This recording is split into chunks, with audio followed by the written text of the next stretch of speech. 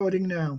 Great, thanks very much. Well, good evening, everybody. It's my pleasure to introduce Simon Park, who's a professor at the Hewlett School of Engineering, and in particular in the Department of Mechanical and Manufacturing Engineering. Simon has a bachelor's and a master's degree from the University of Toronto, and then he decided to pursue further studies, which he did at the University of British Columbia, where he got his PhD.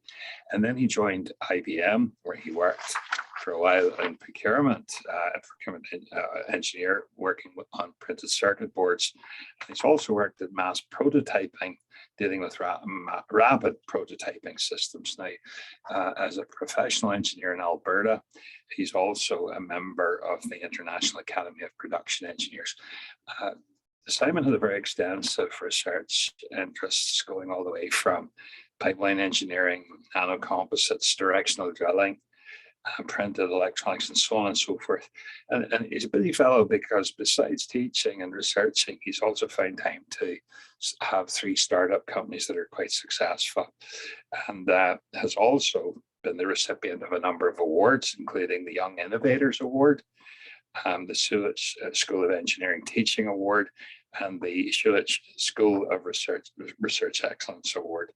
And if that wasn't enough to keep him busy, he's also the associate editor of several journals. So I was tired just reading this whole list of things that he gets up to, but in addition, he supervises 20 students and scholars at the Multifunctional Engineering and Dynamics and Automation Lab.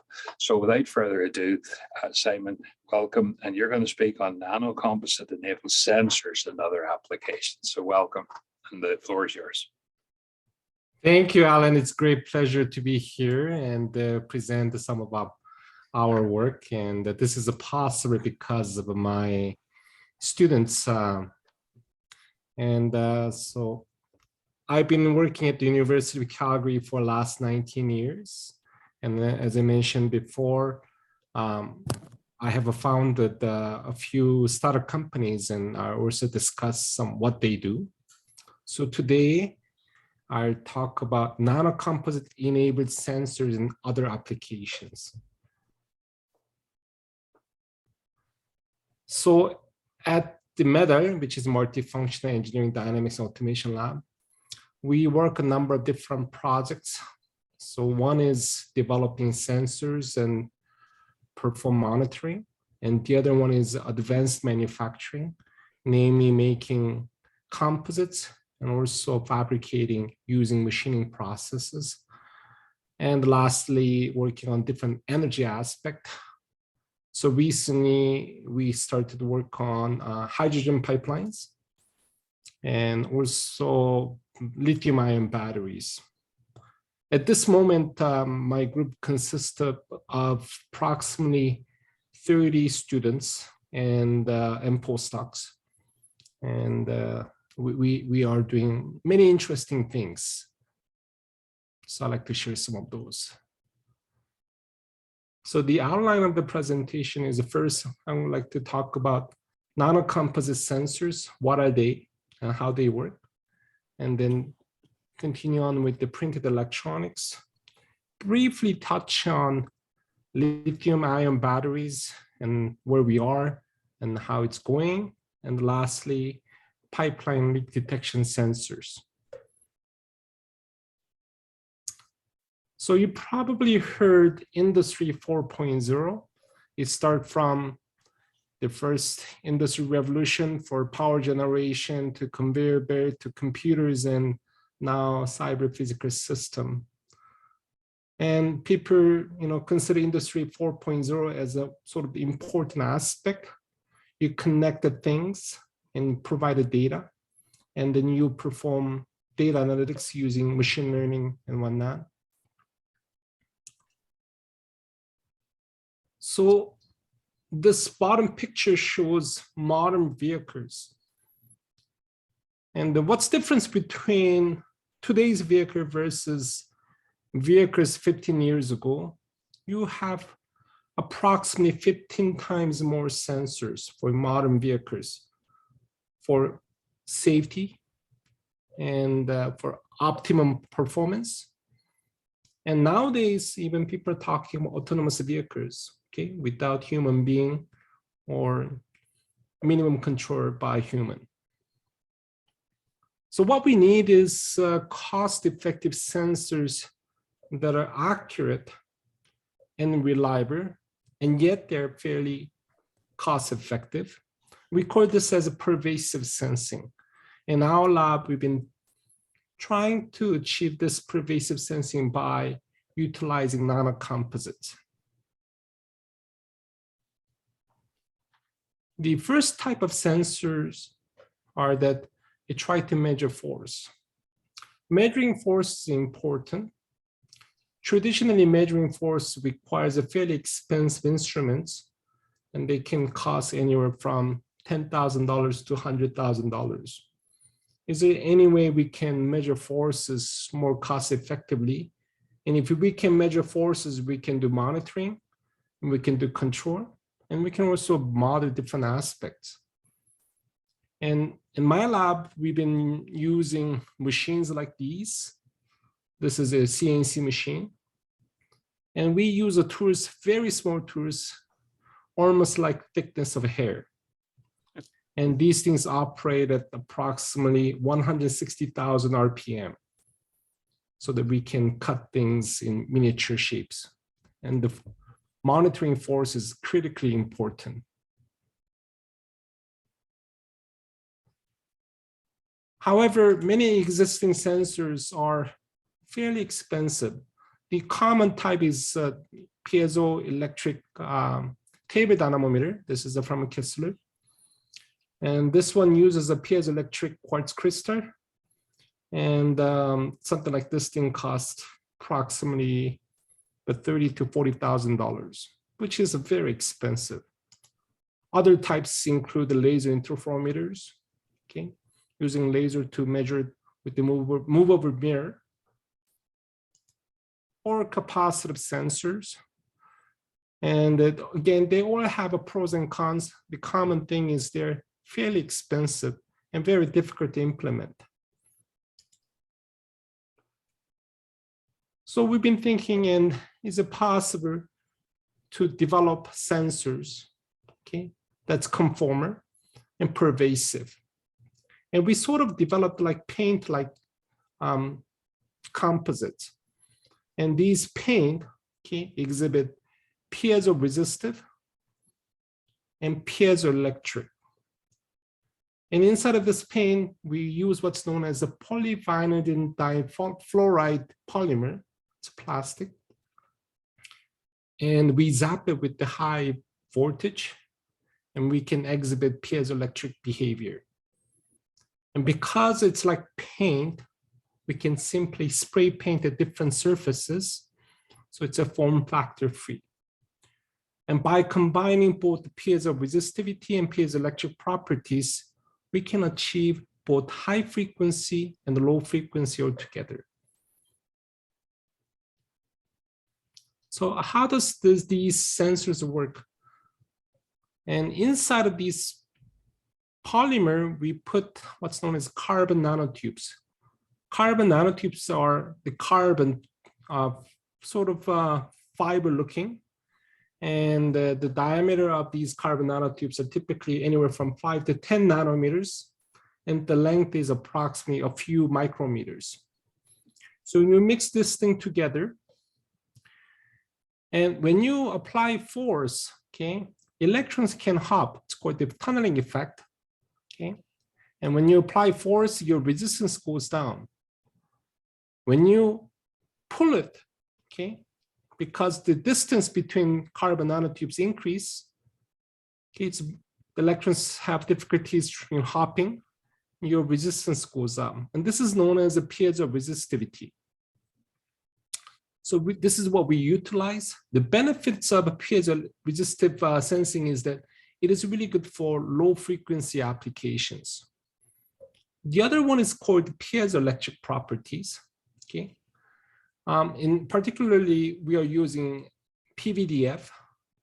And when we polarize these polymers, we have what's known as the alpha phase, which is sort of the uniform. that becomes as a beta phase. And these are this sort of the direction of pulling. And the fluoride chains get aligned. And when you apply force, you have electrons can hop. Okay. So what we are trying to do is we combine both piezoresistivity and piezoelectricity together for a single element to achieve the high performance. And these elements, the materials, are very cheap. Okay, polymers and CNTs are fairly cost effective, and you only need a very small amount of carbon nanotubes because they're nanoparticulates and you have a high aspect ratio. So how do we make these different types of sensors? We can make sensors using compression molding, okay, as using 4-post compression molding machine. And these exhibit more like random alignments. We can also use a spray coating. This is a CNC controlled spray coating machine. We can also make the parts that can become as a sensor. In these cases, we use an injection molding machine. And when we apply injection molding, because of the high shear rate, we can semi-align carbon nanotubes.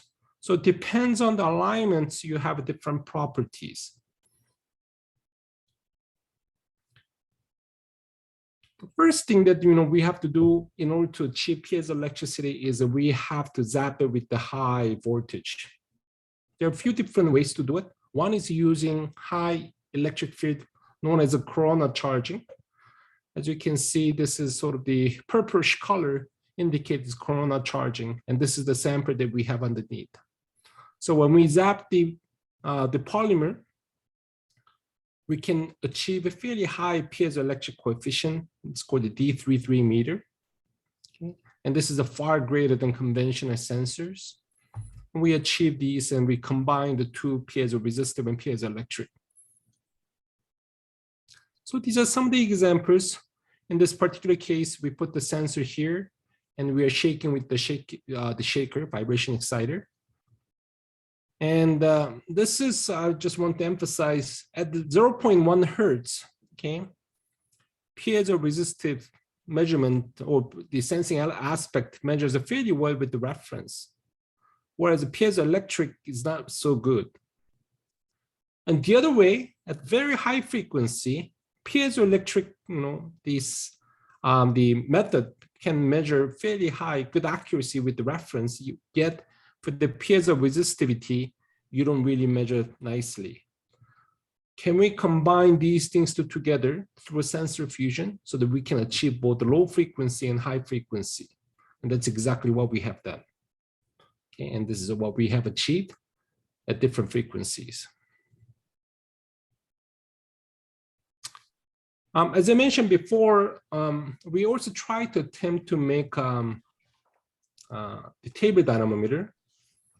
And in the very beginning, we simply created single element and tried to measure forces in Fx and Fy and Fz. Okay, this is all good, but there was a big crosstalk.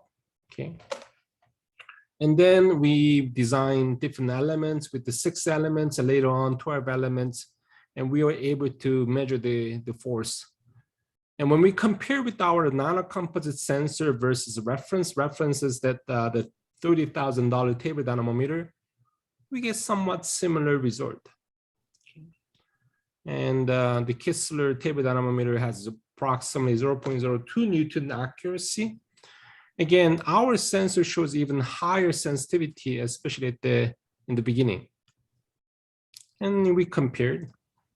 For the milling test, again, we were also able to see very similar cutting force measurements in both X and Y directions. Okay. But there's some challenge, and this is good for low force. At high force, you have to update the sensitivity because there's polymers have creep behavior, and you have to recompensate the creep behavior with respect to different force rates. So what we have done is actually, we are right now working on both polymer-based as well as a composite-based. In this composite base, this is a ceramic material.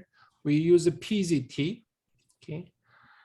And we combine PZT with some nanomaterials, especially carbon nanotubes. And this is exactly how we are making. These are some of the powders, and we mix it, and then we compress it, okay? And we bake it. Sometimes we bake within the tube furnace at the relatively high temperature, above approximately 1000 degrees Celsius, or we can use a laser. This is an example of a laser sintering, okay? And we use a laser to sinter different areas selectively. And once we have these ceramic particles with the nano additives sintered properly, we have to go through what's known as a sintering. Unlike corona charging, this one here, we put it into silicone oil and apply high voltage. In this case, probably above 30 kilovolts. And we first made a vice system. So this is a work holding system. And we compare with the reference force sensor. And this vice and the reference force sensor shows a bang on match with each other. So our sensor works fairly good with the conventional. We have also made a table dynamometer using our ceramic materials. And we also have developed electronics associated with it. And this thing is how it looks like. And we did some cutting test.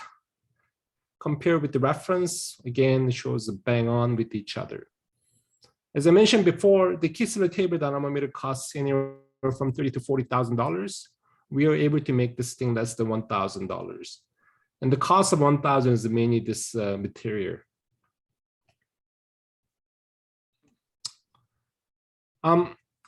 We've been also working with a company called the Pratt in Canada, okay? And they manufacture jet engines. And when they go through machining process, they use turn mill system. So this is a lathe system. They rotate around. When they rotate around at high speed, you exhibit high centrifugal force. And what they have experienced was that sometimes workpieces actually fly off because of the high centrifugal force. So the gripping force is not holding the workpiece properly. So we've been developing sensors by modifying this element here, and we embedded our the strain gauges, okay? And we did wireless communication while this thing is rotating. And we can monitor the centrifugal force and the gripping force. So this is the system, simple lathe. And this is our the lab developed the gripping force system, which consists of a wireless communication, and also we modify the sensors. Simple video.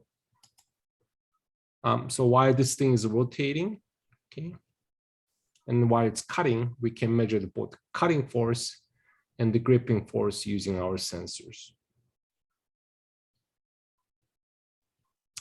So that's about the sensors. And next, I'm going to talk about printed electronics. Okay.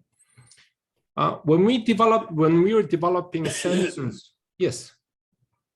When we were developing sensors, what we have realized was that we have to have electrodes. And sometimes cost of electrodes were very expensive. So I and my students thought about, is there any way we can additively print the circuits onto the sensors? And it's known as a printed electronics.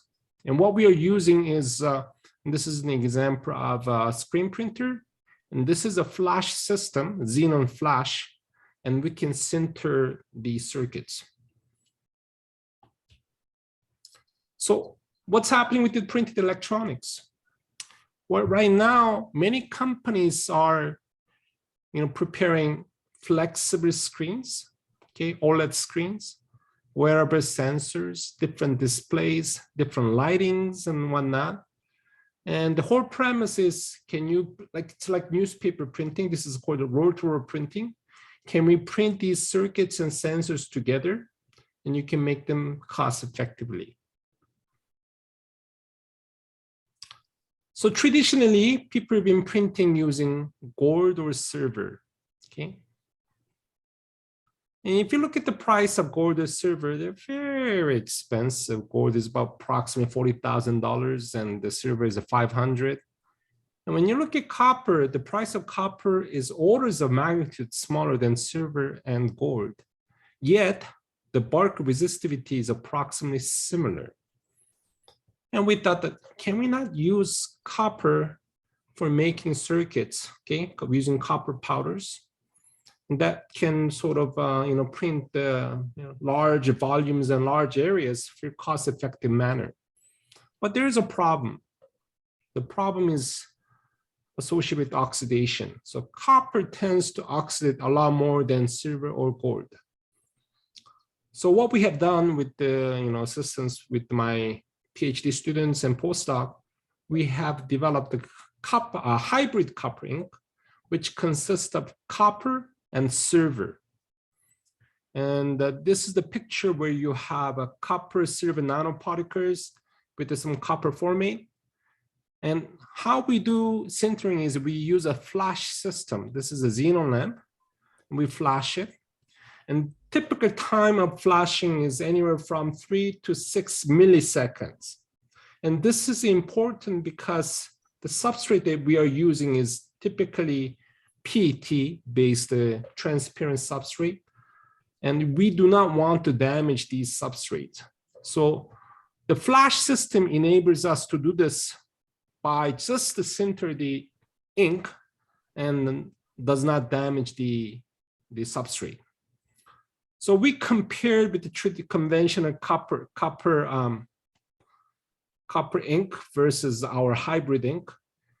And we sort of wanted to see elevated temperature. So this is sort of the accelerated the oxidation.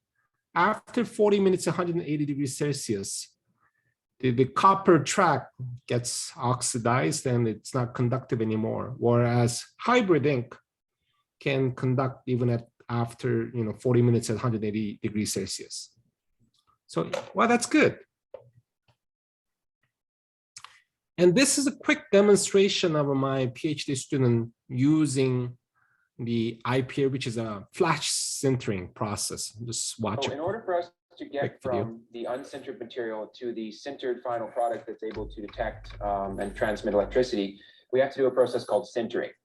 And the sintering is actually done using intense pulse light.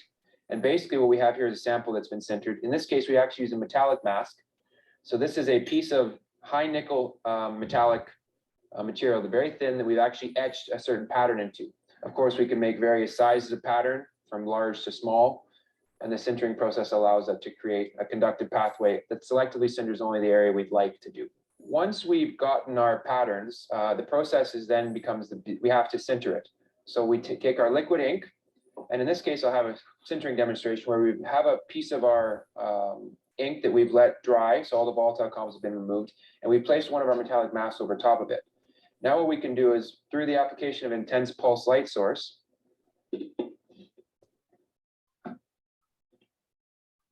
upon removal, we were able to create the pattern shape. When I probe the area that hasn't been sintered, we see that we get an overload. However, when probing the area there, we see that we get a conductivity. So that's how we do the flash-based sintering. And we also been using screen printing to print the different circuits.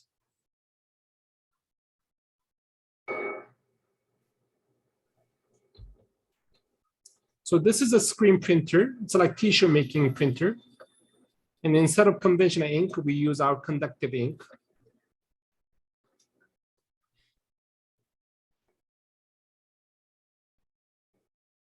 And we have the circuit. It's not quite conductive, and we do flash sintering. When we flash sinter, you see this copper colored metal. And the resistance is fairly low. And what other things we've been making? We've been making some smart skin and this particular case, making some insoles. And we are doing some different testing with the pressure sensitive shoe soles. And in this particular case, we are using what's known as electrical resistivity tomography. And we can see different ways that we pressurize on the different portion of the insole. Okay. And so you can see different locations, and when we move around, similar things can happen. So what we are envisioning is again, the sensors are like the spray paint, and we can apply into different manufacturing processes. Okay, with the foam-free factor and high frequency bandwidth, and these things would transmit through wireless communication, and that goes into clouds.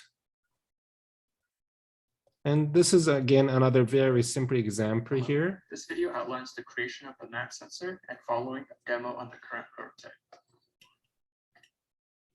Here you can see the demo setup.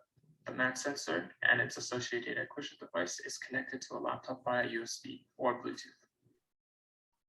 The pink plastic encased housing uses the PVDF and a copper ink-based top layer.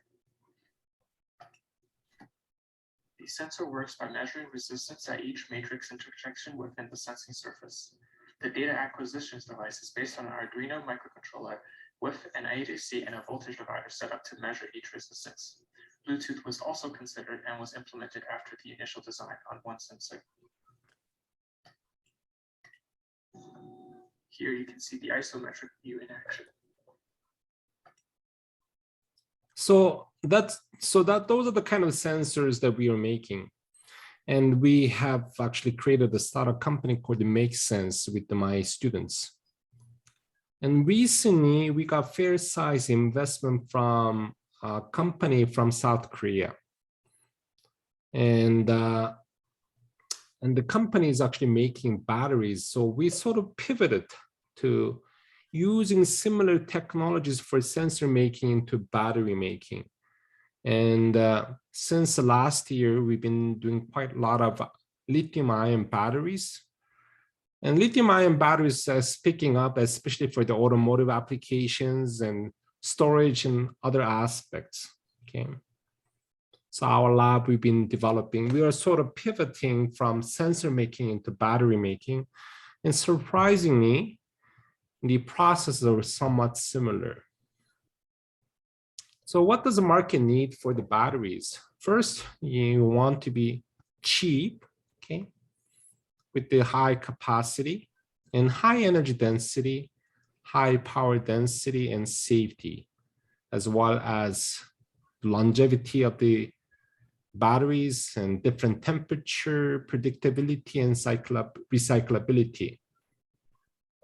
There are still some challenges associated with lithium-ion batteries, but things have changed rapidly over the last few years.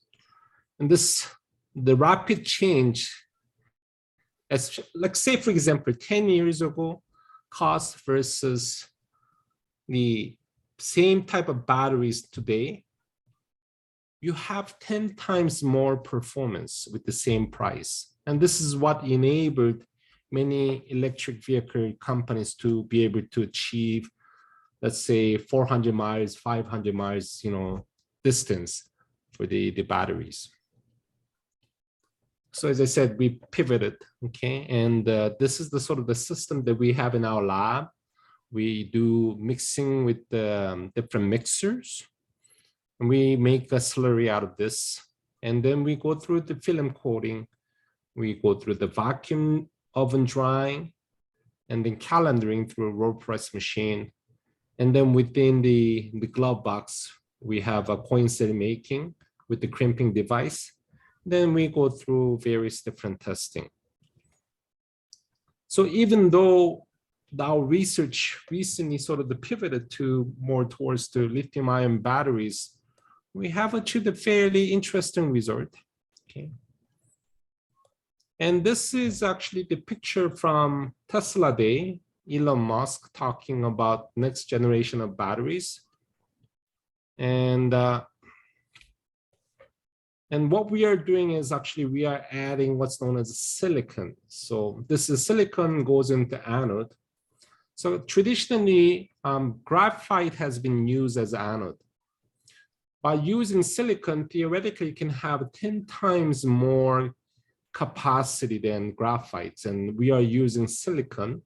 There are certain challenges associated with the silicon, including the expansion and contraction cycle, and we are right now working on this to overcome some of these challenges. At this moment, we have achieved significantly higher performance of the batteries using some of the silicon with some other additives. Again, the process for making sensors and process for making batteries are very similar, so they're sort of interchangeable. This is the last example. This is a company that I and my PhD student have co-founded. The company is called DirectC. Right now, the company is operated in Edmonton, and there are approximately about 10 people working there right now. And recently, the company has attracted a big investment from a German company. So we'll briefly talk about how this thing works.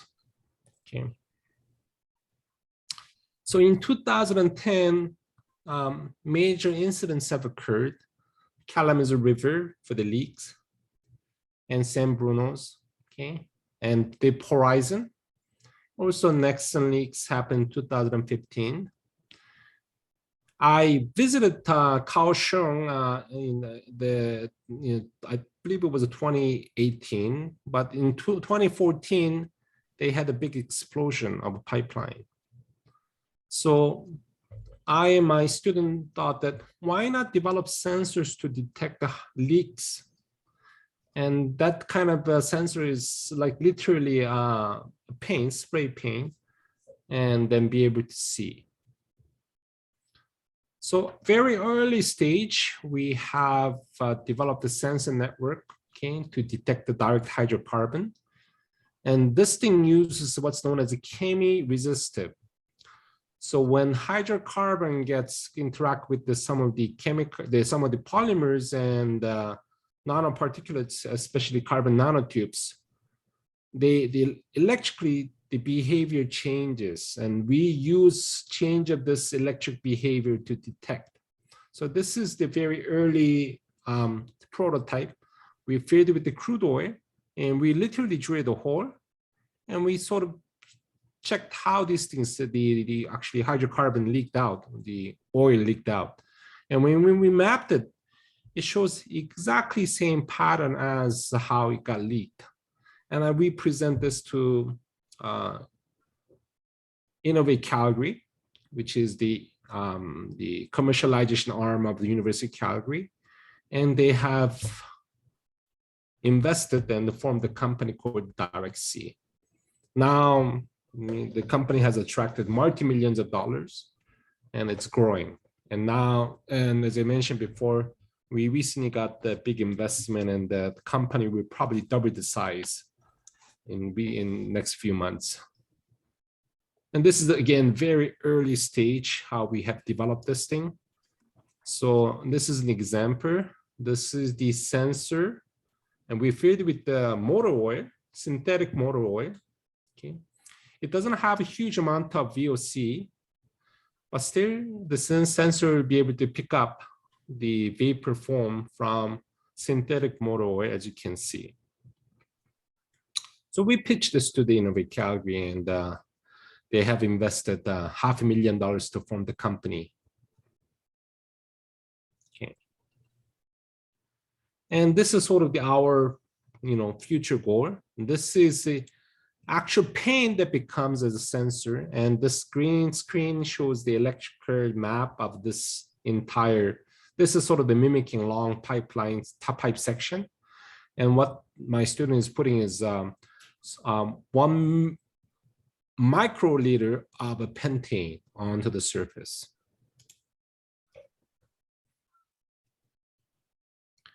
And as soon as the sheet drops pentane onto the surface, you see the electrical change.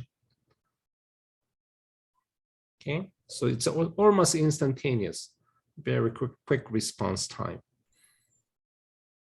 And again, now the company have developed further. So now the company is doing different wraps and different point. This is actually the point sensor at different locations.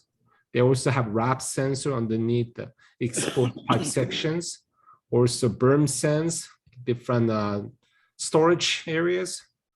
And they also developed the wireless communication, wrap sense and subsense. And now they have a variety of different things, and they're serving many companies worldwide right now. So in summary, nanocomposite sensors is cost effective, and you can apply onto a variety of different surfaces. Okay. And as I mentioned before, one of the challenges that we faced was making the electrodes, and we utilize what's known as a printed electronics using copper nanopowders, and demonstrated that it is feasible and possible. And some of the sensor making technologies we evolved into lithium-ion batteries and still continuing on. And lastly, the sensors for hydrocarbon for pipeline leak detection. And right now, I and my other colleagues are developing sensors for hydrogen, for example. So a lot of people have been talking about hydrogen pipelines, and we are developing sensors for hydrogen as well, hydrogen and ammonia. And that sort of concludes the presentation, and I'd like to entertain any question that you may have. Once again, thank you. Thanks very much. Simon, can everyone hear me? Yes. Yep. Yeah. So why don't we open it up to some questions then?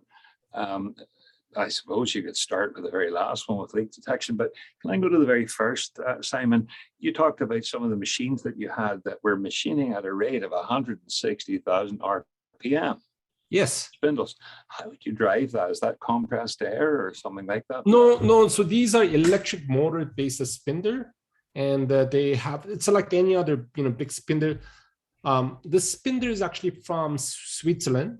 Okay, and they specialize for extremely high speed. When we try to cut things in very small size, you have to have a high speed. Otherwise, you don't have a good enough productivity because your tools are so small. Right. And some of the challenges that, if you have any imbalance, things go berserk because of the high centrifugal force. So the spindle is using ceramic ball bearings, and that's how they drive. So the technology have improved from used to be a few thousand RPM was a high speed. Now, conventionally, even big spindles can go up to 40, 50,000 RPM. And for the small the tools, you can drive up to 160,000 RPM.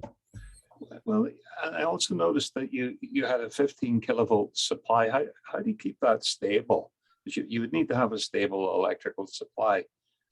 Again, so those are sort of the dedicated power supplies that be able to do, and we have not really had any issues for high voltage, for the polling applications and other applications. Yeah. Okay. So I have a few more, but let other people interject. I want to keep you in suspense when we get to wrap sense and so forth, because that's intriguing to me. But there's probably other questions out there for the folk that are listening in. Yep, there's certainly one from me if I can jump in and be rude. So Simon, I have been working with a colleague in the School of Veterinary Medicine. Yes. She's interested in horses, and horses can get a real problem in their fetlock with one of the tendons in their fetlock. So she wants to have a strain sensing wireless sensor that she can implant onto this tendon and then work out essentially what are the loadings that are causing tendonitis. Wow. So do you reckon any of your sort of technology could help in that regard? So are you familiar with John? John was also working on something similar with the horses. John Bertram, yeah, John Yes. Bertram's John's in the Yes. group. So it's Holly, John, and myself. Yeah. Yes, and I work with John and assisted his team to develop some of those sensors.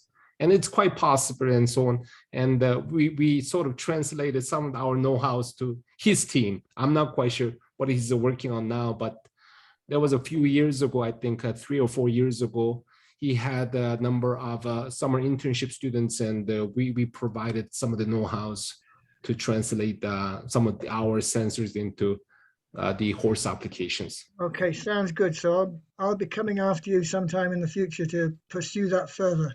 Yeah, not a problem, Nigel. Yeah, thanks. Good. Thanks, Nigel.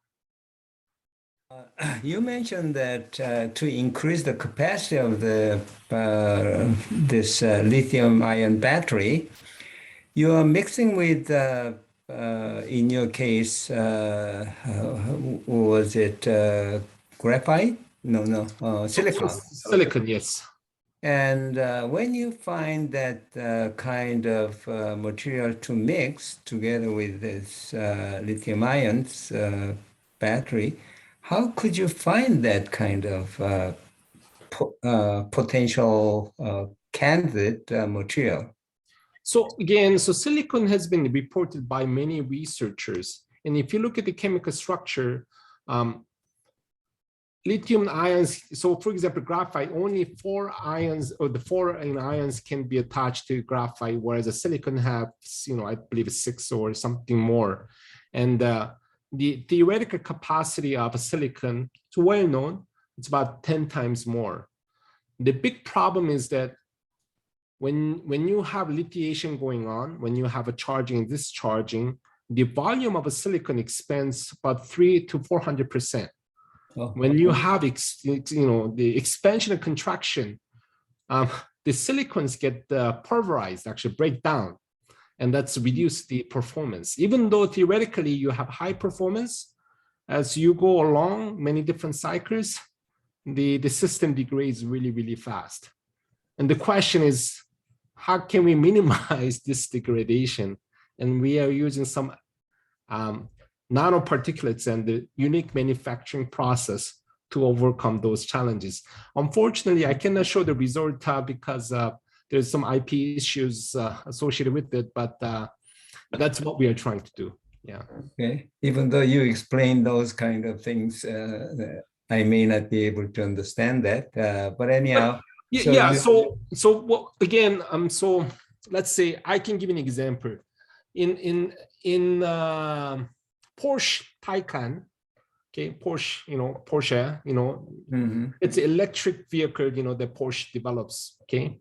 They use the batteries from LG Innovation Energy Solution, and there they use approximately 15% silicon, okay, and those batteries, and because of that, they can have up to 400 miles of the range for Porsche Taycan.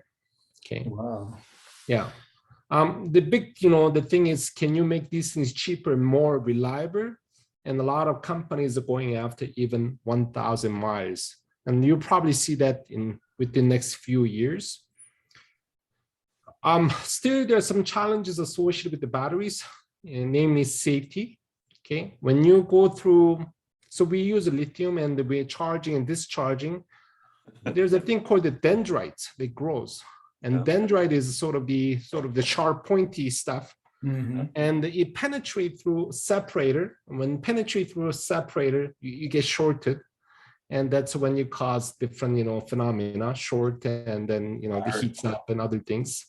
So people are working on what's known as a solid state batteries. Instead of liquid electrolytes, they use solid electrolytes. By using that, they can prevent these short or dendrite growth. We are also working on this aspect as well, but right now it's still too early because science is important, but at the same time, you have to bring these things cost effective. And the solid state batteries right now, it costs too much, like 100 times more than conventional lithium ion batteries. So a lot of people are researching and trying out, but again, when it's going to be commercialized, I'm not quite sure. So that's something that we are working on as well. So you focus on mostly automobile application, but on the other hand, can that kind of concept to be extended to the storage of electricity?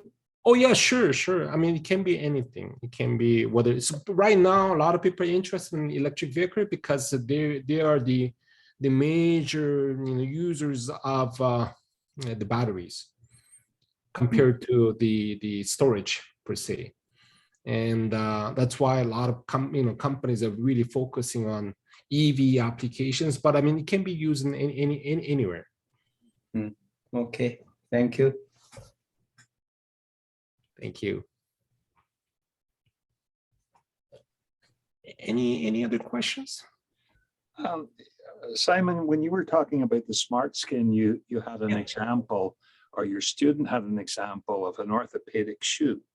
Yeah, yeah. So is that part of, I know I used to work on what was called gait analysis and how people distributed their weight. But is this part of like moving toward wearable technology and the Internet of Things? Okay, yeah. So I mean, that's a very good question. So there is a company in Calgary called Orpix. They are making something similar. Okay, so diabetic patients, they don't quite feel the pressure of feet, when they walk around. Right. When they don't, feel the pressure, they fall down. So they use something similar to, offset that kind of thing.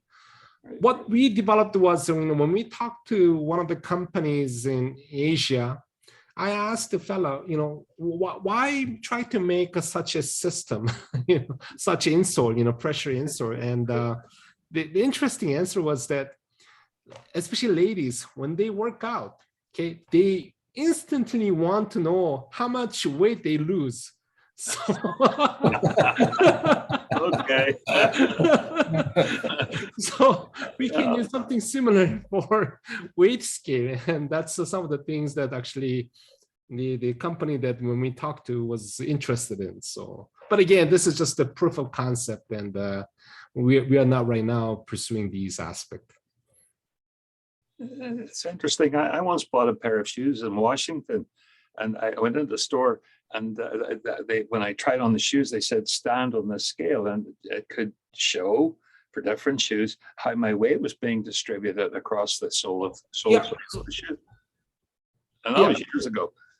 So there is actually a company in Calgary who are sort of the top, and that company is called X Sensor, and these sensors are usually from X Sensor, and they use for shoes and also for mattresses and whatnot. Their technologies are based on capacitive technology. Okay, right. so change of the capacitance, which is there's a lot of advantages. One of the disadvantages of such a sensor is that they're very expensive. Right. So, for example, shoes or mattresses, they're upwards $10,000. So it may be okay for the marketing tours, but it's not really practical. So that's why I and my other colleagues and other people are developing cheap sensors. Instead of paying lots of money, can you make these things fairly cheap? As I showed in the R2R, so the roll-to-roll machining into there are many companies and researchers working on this. Is sort of newspaper printing. So instead of printing with ink, you print it with the conductive inks, right, as well as a sensor materials. And how quickly you can print the newspapers, right? And the cost of these things can be fairly cheap. Again, still people working on different applications, and some people working on wearable applications and whatnot. Unfortunately, still it's too early for market to absorb all these things. Okay, still too early. So I think things will change as time progresses, but I mean these are the reality, and it's going to happen in the near future. Can I ask you a really stupid question? It's stupid, but it's intrigued me. Okay. And that is, how do you physically handle something as small as a carbon nanotube? How would you handle that? That's also a very good question. So typically we don't handle individual carbon nanotubes. Again, it's not feasible. So we typically mix carbon nanotubes into solution, and then we process. So they're totally random. They're totally random aligned. Yeah, yes, and depending on how you exert the shear, you can somehow align. Sometimes we can align by applying high voltage, or sometimes we use high magnetic fields to align them. We look at different aspects. In the past, I also worked on the machine called AFM. It's called atomic force microscope. And there we can manipulate individual carbon nanotubes. Still not easy, but atomic force microscopes can be used to manipulate those tiny things as carbon nanotubes. But it's not easy. Then if it goes to that level, then doesn't it exhibit quantum effects?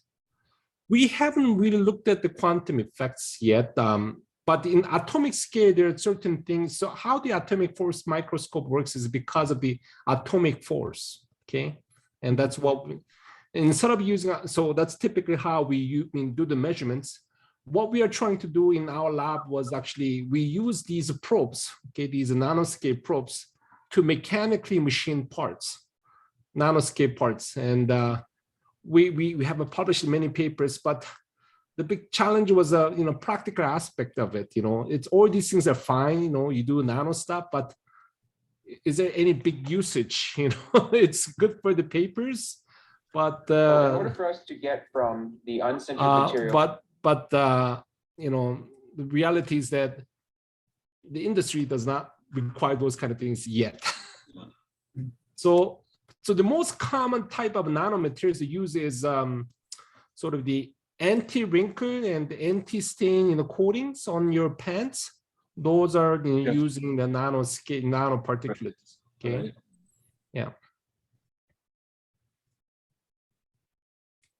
So one last question from me, Simon, and that is, when you're talking about the slide that you've got now with the hybrid copper ink, and using copper, I understood the argument with the cost of silver and gold. Could you use ceramics rather than copper? Again, so here, the purpose here is to have a conductive circuits, and of course, ceramics are not conductive. Right now, we are also using ceramics for different applications. Okay. And we use ceramics for the sintering. So you saw the video how we are making with the laser. Yes. For the sintering. So this is the video that I quickly showed you, and we are trying to do with the similar things with the ceramics. This is a ceramic powders and whatnot.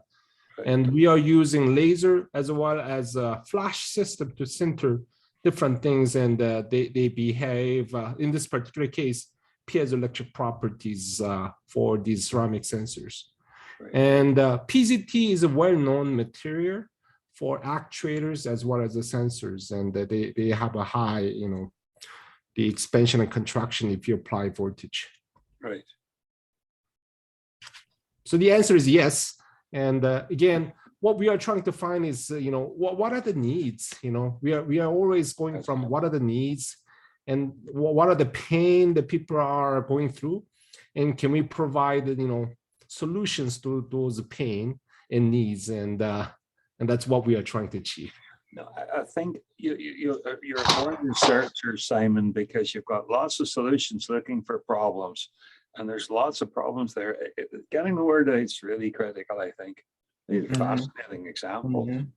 Yeah, thank you. And yeah, so that's why, I do have a number of startup companies and so on. And one of the things with the startup companies, not for making money, but actually to learn, these needs and challenges and pain, and how to reflect those things into my research. It's fascinating. And Simon. Yeah, more questions. Hugh, you had a question. Yeah, Simon, I was just wondering, you mentioned your work with Pratt & Whitney, but I was wondering in sort of the new sort of opportunity is drones, and sensors for drones seems to be quite a substantial market that may need lots of different types of sensors. And I just wondered, have you looked at that field and where there might be, sometimes you have to push things into a market, other times they'll grab something if you have an idea and they'll run with it themselves. So I'd be interested in your comments. Yes. So number of large, the oil companies have approached I and a number of other colleagues, and what they want to do is monitor the methane emission, CO2 emission, as well as a hydrogen leaks. Right. And right now we are in process of developing. In those type of sensors, the key is, can you make these things light enough? Okay, and that's always a big issue because drones can only carry certain weights and for very short of time. And again, those are some of the things.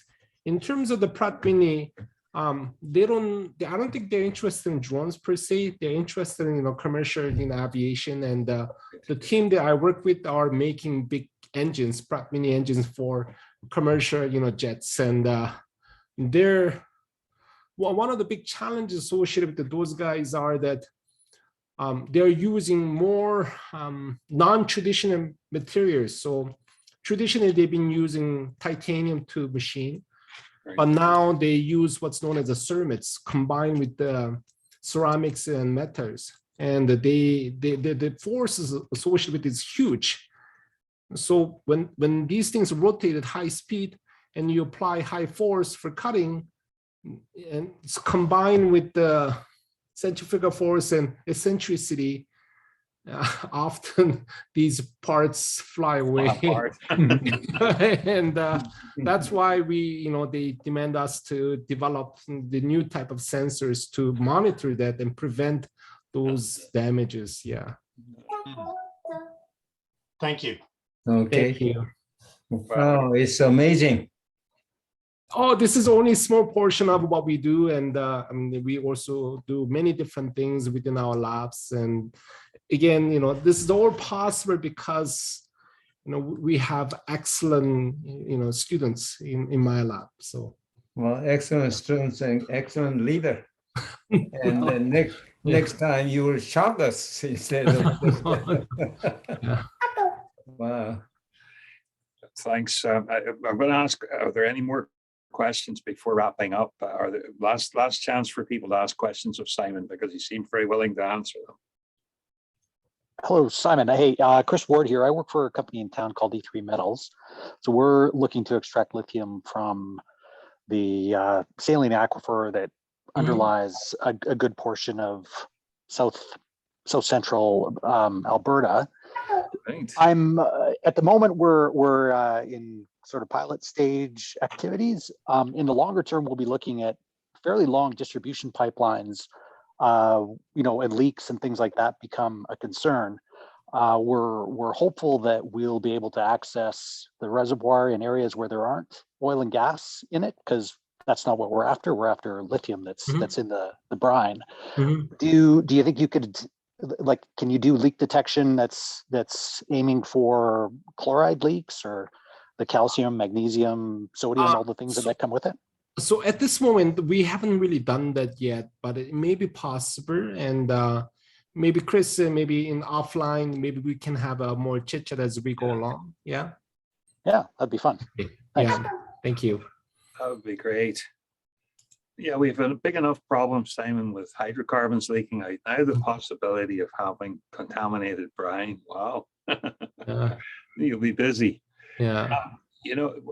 What, as a token of our appreciation, the group makes a donation in your name to Operation Eyesight. So it helps some unfortunate person get the gift of sight, perhaps, or some help toward that. So I'd like to thank you on behalf of the group for taking time.